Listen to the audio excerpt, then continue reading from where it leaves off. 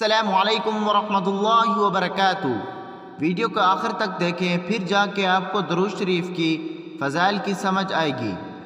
درود شریف کے فضائل: انسانیت کے سب سے بڑے محسن حضور اقدس صلی اللہ علیہ وسلم نے ارشاد فرمایا، مومن کے بخیل ہونے کے لیے یہ بات کافی ہے کہ جب میرا ذکر اس کے سامنے کیا جائے تو وہ مجھ پر درود نہ بھیجے، یعنی یہ ایک مسلمان کے بخیل ہونے کی انتہا ہے کہ اس کے سامنے نبی کریم صلی اللہ علیہ وسلم کا اسم گرامی آئے اور وہ آپ پر درود نہ بھیجے، چونکہ اس کائنات میں مومن کا سب سے بڑا محسن نبی کریم صلی اللہ علیہ وسلم کے سوا کوئی نہیں ہو سکتا۔ آپ کے جتنے احسانات اس امت پر ہیں، اور خاص طور سے ان لوگوں پر جنہیں اللہ تعالی نے ایمان کی دولت سے نوازا، اتنے کسی کے بھی احسانات نہیں ہیں۔ ایک حدیث میں حضور اقدس صلی اللہ علیہ وسلم فرماتے ہیں کہ میری مثال اور تمہاری مثال ایسی ہے جیسے ایک شخص نے آگ روشن کی، اب پروانے آ کر اس آگ میں گرنے لگے۔ یہ شخص ان پروانوں کو آگ سے دور ہٹانے لگا تاکہ وہ آگ میں جل کر ختم نہ ہو جائیں۔ اسی طرح میں تمہاری کمر پکڑ پکڑ کر تم کو آگ سے دور روک رہا ہوں، اور تم میرے ہاتھ سے نکل جا رہے ہو اور اس آگ میں گرے جا رہے ہو۔ صحیح مسلم۔ بہرحال حضور اقدس صلی اللہ علیہ وسلم کی ساری زندگی اس فکر میں گزری کہ یہ امت کسی طرح جہنم کے عذاب سے بچ جائے، تو کیا ایک امتی اتنا بھی نہیں کرے گا کہ جب سرکار دو عالم صلی اللہ علیہ وسلم کا نام نامی آئے تو کم از کم آپ پر ایک مرتبہ درود بھیج دے، جبکہ درود بھیجنے سے حضور اقدس صلی اللہ علیہ وسلم کو جو فائدہ ہوتا ہے وہ تو ہوگا، خود درود بھیجنے والوں کو اس کا فائدہ پہنچتا ہے۔ اللہ تعالیٰ بھی اس عمل میں شریک ہیں۔ اللہ تعالیٰ نے قرآن کریم میں درود بھیجنے کے بارے میں عجیب انداز سے بیان فرمایا ہے، چنانچہ فرمایا، یا ایہا الذین آمنوا صلوا علیہ وسلموا تسلیما۔ بے شک اللہ تعالیٰ اور اس کے فرشتے نبی کریم صلی اللہ علیہ وسلم پر درود بھیجتے ہیں۔ اے ایمان والو، تم بھی حضور اقدس صلی اللہ علیہ وسلم پر درود اور سلام بھیجو۔ دیکھیں، ابتدا میں یہ نہیں فرمایا کہ تم درود بھیجو، بلکہ یہ فرمایا کہ اللہ اور اس کے فرشتے درود بھیجتے ہیں۔ اس سے دو باتوں کی طرف اشارہ فرما دیا۔ ایک یہ کہ حضور اقدس صلی اللہ علیہ وسلم کو تمہارے درود کی ضرورت نہیں، اس لیے کہ ان پر پہلے ہی اللہ تعالیٰ درود بھیج رہے ہیں اور اللہ تعالیٰ کے فرشتے درود بھیج رہے ہیں، ان کو تمہارے درود کی کیا ضرورت ہے؟ لیکن اگر تم اپنی بھلائی اور خیر چاہتے ہو تو تم بھی نبی کریم صلی اللہ علیہ وسلم پر درود بھیجو۔ دوسرے، اس بات کی طرف اشارہ فرمایا کہ یہ درود شریف بھیجنے کا جو عمل ہے اس عمل کی شان ہی نرالی ہے، اس لیے کہ کوئی عمل بھی ایسا نہیں جس کے کرنے میں اللہ تعالیٰ بھی بندوں کے ساتھ شریک ہیں۔ علماء کرام نے فرمایا کہ ساری کائنات میں کوئی دعا ایسی نہیں ہے کہ جس کے 100% قبول ہونے کا یقین ہو۔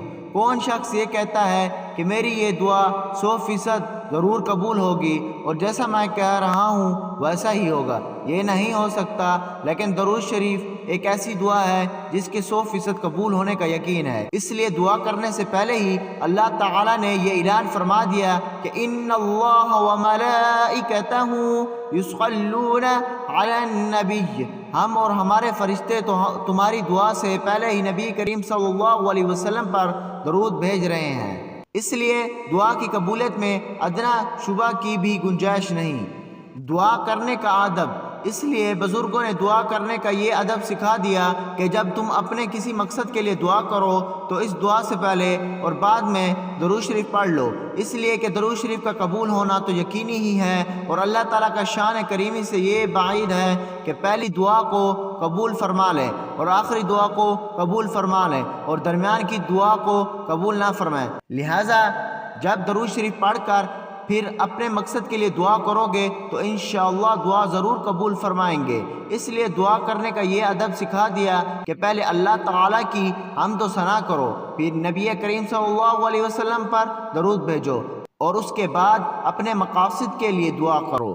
درود شریف کا ثواب: حالانکہ حدیث شریف میں ہے کہ اگر زبان سے ایک مرتبہ درود شریف پڑھو تو اس پر اللہ تعالیٰ 10 رحمتیں نازل فرماتے ہیں، 10 نیکیاں اس کے نام اعمال میں لکھتے ہیں اور 10 گناہ معاف فرماتے ہیں۔ اور اگر تحریر میں صلی اللہ علیہ وسلم کوئی شخص لکھے تو حدیث شریف میں آتا ہے کہ جب تک وہ تحریر باقی رہے گی اس وقت تک ملائکہ مسلسل اس پر درود بھیجتے رہیں گے۔ میں خود درود سنتا ہوں۔ ایک حدیث شریف میں حضور اقدس صلی اللہ علیہ وسلم نے فرمایا کہ جب میرا کوئی امتی دور سے میرے اوپر درود بھیجتا ہے تو میں اس وقت فرشتوں کے ذریعے وہ درود مجھ تک پہنچایا جاتا ہے، اور جب کوئی امتی میری قبر پر آ کر درود بھیجتا ہے اور یہ کہتا ہے الصلاۃ والسلام علیک یا رسول اللہ، اس وقت میں خود اس کے درود و سلام کو سنتا ہوں۔ اللہ تعالیٰ نے حضور اقدس صلی اللہ علیہ وسلم کو قبر میں ایک خاص قسم کی حیات عطا فرمائی ہوئی ہے، اس لیے وہ سلام آپ خود سنتے ہیں، اور اسی وجہ سے علماء نے فرمایا کہ جب کوئی آپ کی قبر پر جا کر درود بھیجے تو یہ الفاظ کہے الصلاۃ والسلام علیک یا رسول اللہ۔ جب آدمی کو کوئی دکھ اور پریشانی ہو یا کوئی بیماری ہو یا کوئی ضرورت اور حاجت ہو تو اللہ تعالیٰ سے دعا تو کرنی چاہیے کہ یا اللہ میری اس حاجت کو پورا فرما دیجئے، میری اس پریشانی اور بیماری کو دور فرما دیجئے۔ لیکن ایک طریقہ ایسا بتاتا ہوں کہ اس کی برکت سے اللہ تعالیٰ اس کی حاجت ضرور ہی پورا فرما دیں گے، وہ یہ کہ کوئی پریشانی ہو اس وقت درود شریف کثرت سے پڑھیں۔